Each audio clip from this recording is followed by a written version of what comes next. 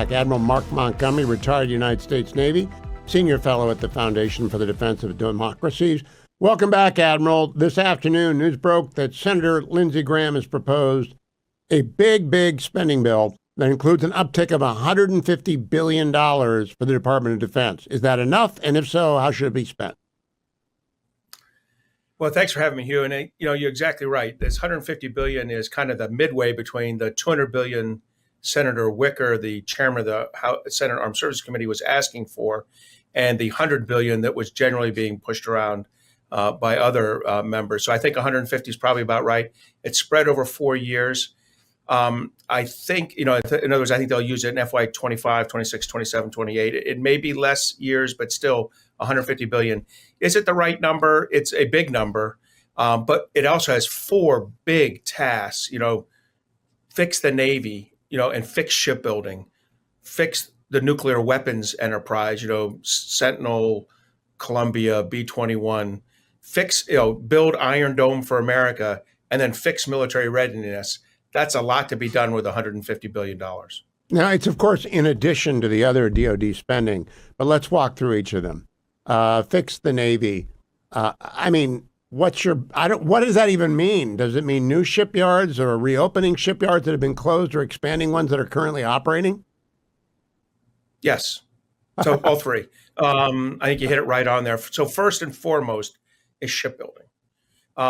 The reason the Navy is in a bad place is not actually aircraft production. In the end, we have been able to build the number of F-35s, F-18s, Hawkeyes, all those kind of planes that are on a carrier that we want.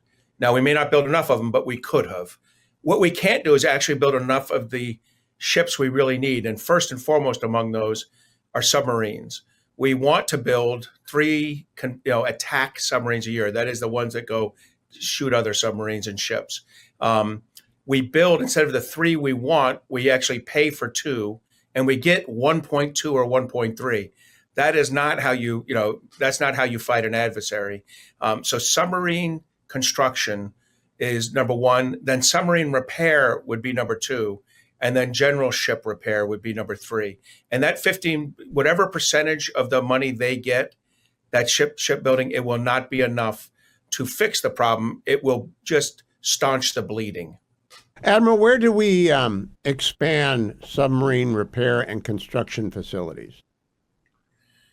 So I think there's a little bit in our forward deployed. In other words, if you could fix a few more things when you're forward in Guam or Australia or somewhere in the Mediterranean or in the UK, the more you can fix when it first happens, the problem, you will actually really help readiness. So there's a little bit of that, but the vast majority of this is about improving the construction facilities in Connecticut, the construction facilities in Virginia, and then the repair facilities that are spread on the East Coast and the West Coast. So it's going to be all over the United States, but I think the biggest investments will probably be in Connecticut and Virginia. Now, Admiral, 10 years ago, in the first question I've ever asked at the 5 presidential debates I've moderated, I asked both then candidate, now President Trump, and then Senator, now Secretary of State Marco Rubio, if you had to choose between the 3 legs of the triad, which one would you choose? Both gentlemen declined to answer that. And for a variety of reasons, people don't want to tip their hand one way or the other. I don't think we can do all 3 in time to make one of them really strong. Which one would you do first? And I'm going to say this, and it's not because I'm a retired admiral, but it is the Columbia-class submarine, the ballistic missile submarine. And that's because it is a guaranteed second strike. What I mean by that is it will survive a first strike by an adversary, either Russia or China, the 2 countries that could do a first strike against us right now. And it will survive and be able to effect mutual assured destruction on the adversary. And therefore, it is the strongest leg of deterrence. It shouldn't be alone. We shouldn't have no stool works with one leg. You can make an argument for 2 legs, but I understand most stools work best with 3 legs. Well, I share your opinion, but I'm a civilian. I don't know anything. I just read a lot. It seems to me that the Ohio class are running out of gas before the B-52s or the Minutemen do. So that's just my reasoning. Am I wrong? So you're right. In other words, there is a fixed time on each of the Ohio class. It's the reactor fuel in their current refueling cycle. And I think some of these we have been able to extend some attack submarines. I think the SSBNs are much different for a variety of reasons. As you know, as a surface nuclear officer in the Navy, so I have some understanding of this. I really think they're at end of life. They can be slightly extended by how we operate them, smart captains, smart senior leaders. But in the end, they're going to come to a conclusion over the next 6 to 18 years, the 12 of them. And we're going to have to replace them with these Columbia class. And so that needs to have, it is either you replace them or you don't have it. Those are your two, it's going to be a very binary choice.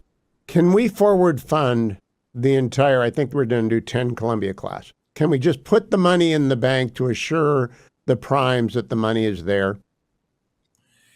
We can do multi-year deals that achieve that purpose. In other words, multi-year, multi-ship contracts that say, this is for 4 or this is for 6. We've been doing them with aircraft carriers for 2, with some destroyer contracts for 3. Now, these are much cheaper, the destroyer contracts, when you do multi-ship contracts. But I believe we just did an amphibious one for up to 11, where we guaranteed the production. Senator Wicker is obviously very happy with that. And but I think we could do that with submarines. Look, they know they're going to get 10.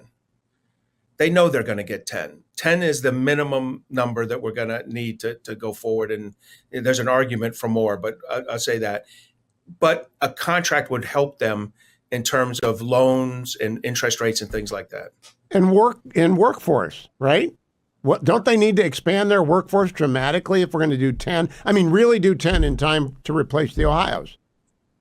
And it's, yes, sir, they do. And it's not just that. The almost exact same workforce is needed for those attack submarines, right? Where I said we're at 2 and we're paying for 2, we're getting 1.2 done, and we really need to pay for 3. That is the exact same workforce. And this is the conundrum for the United States. We need to produce kids who graduate from high school with an interest in STEM that are not going to university necessarily or college, and that are not going in the military.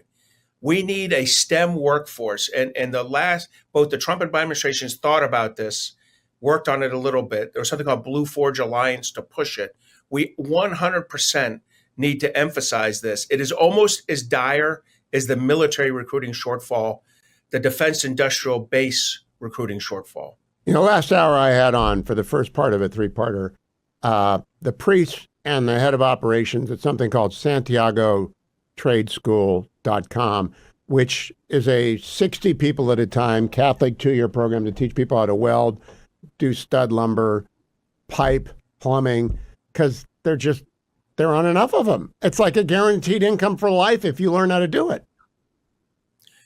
You're absolutely right. These STEM jobs are high paying, and they're high paying pretty early on in them. Once you finish your apprenticeship, they immediately become, and you, at this point, you have a job for your career. I'm going to say you have a job for life. These welding skills are going to be needed for the next 30 to 40 years as we build these types of ships and aircraft. There's probably a future where we build something different. But we ought to put a campus somewhere. We ought to put a campus somewhere and just plop them down.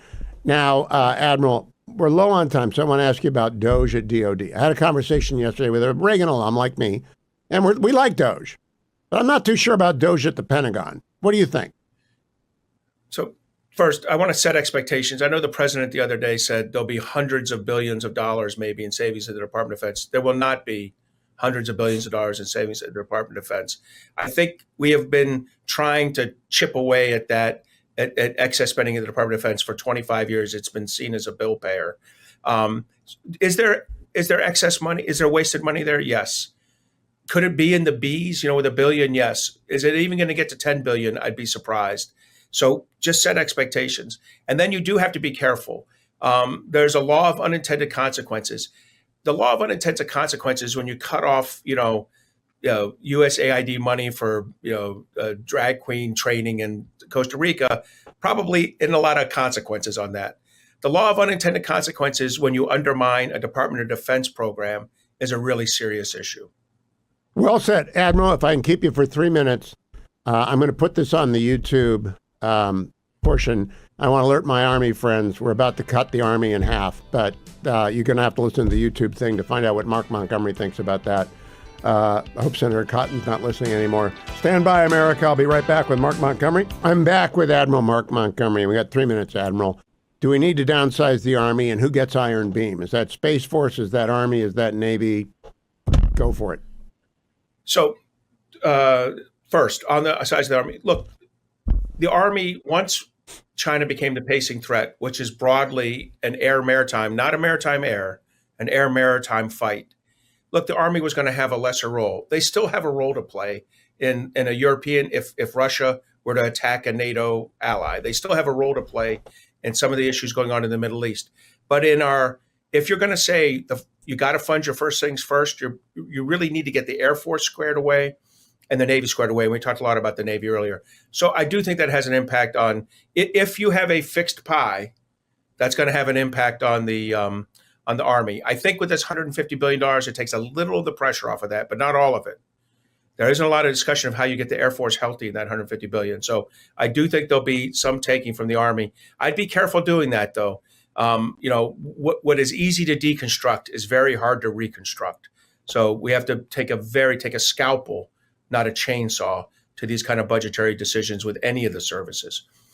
In terms of Iron Dome, first of all, it needs to be architected by the Missile Defense Agency. We actually pay several hundred experts on missile defense, engineers, to do these things. So I think Secretary Higgs has hit it right out of the park in his discussions on this. He's pushing it towards the Missile Defense Agency. They've already put out requests for data. We have to think about it. It's going to be integrated over geography, which means it's going to be in space and near space, on the ground and at sea. So it's going to involve all the services and Space Force. It's going to be commanded by NORTHCOM broadly. It's going to be integrated over time. The answer to what Iron Dome looks like 2 and 4 years from now is not going to be heavily space-based, but 6 and 8 years from now, it will be. If we're smart, we'll build this in a way that it iterates over time to defend us over time, to handle the Chinese and Russian threats, but principally Chinese threats that we're starting to see. Help the civilians like me, Admiral. Who runs the missile? Is that a joint program? Who runs MDA? So Missile Defense Agency is run by Lieutenant General Heath Collins. He's a Air Force 3-star, but it runs, different services have run it at different times. It's been Navy, Air Force, and Army over the last 24 years. It's generally a 3-star who has a lot of experience in building things. That's how you get that job. You don't get that job from commanding tons of things, although you might have had command earlier in your career. You're a person who designs and builds things. It's full of engineers, as I said, and officers who've operated equipment, who provide that operational expertise to the engineers. 30 it's seconds, just the right Admiral. place to do it. Is it doable? It is doable in terms of, they will give Secretary Higgs have asked for 3 options: small, medium, and large. It's the Goldilocks option, the medium one.